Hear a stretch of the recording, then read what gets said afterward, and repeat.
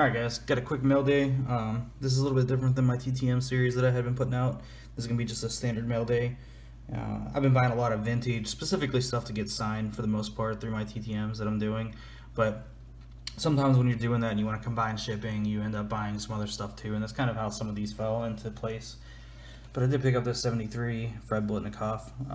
Actually, I don't have any cards of him, which is surprising considering I have a pretty extensive vintage collection. But just never really had picked up any of his. It's a little OCD, obviously, left to right, but it was still a great card, super sharp otherwise.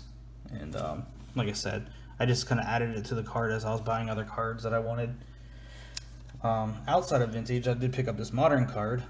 Big refractor fan, especially in finest and especially gold finest. So this is a 97 Deion Sanders gold refractor. So that's super cool. This went really cheap too. And it's in really good shape, so I think it's probably going to either PSA 9 or PSA 10 or SGC, however you want to look at it. But it's somewhere in that ballpark. But you can see right there, it's got the rare refractor. But I think this sold in auction. I think I got this for like $10, and I was the only person to bid on it. So I don't know. I jumped on it. It had the film, obviously. I took it off. It had some bubbles in it, but the card underneath was perfect, so picked that one up. And then the last card I picked up was an intention of cracking and submitting, but the set is just so darn hard to find high grade cards, and I've never submitted to them, so I think I'm going to send one that I have raw first and then send this card if the other one comes back before I crack this one out and send it, just because it's in such great condition.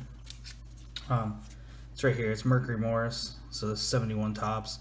Anybody who knows this set with Bradshaw, Joe Green, super tough set in terms of condition. But this one being a 6, you can go online and look up his stuff. It is so hard to find a Mercury Morris in good shape.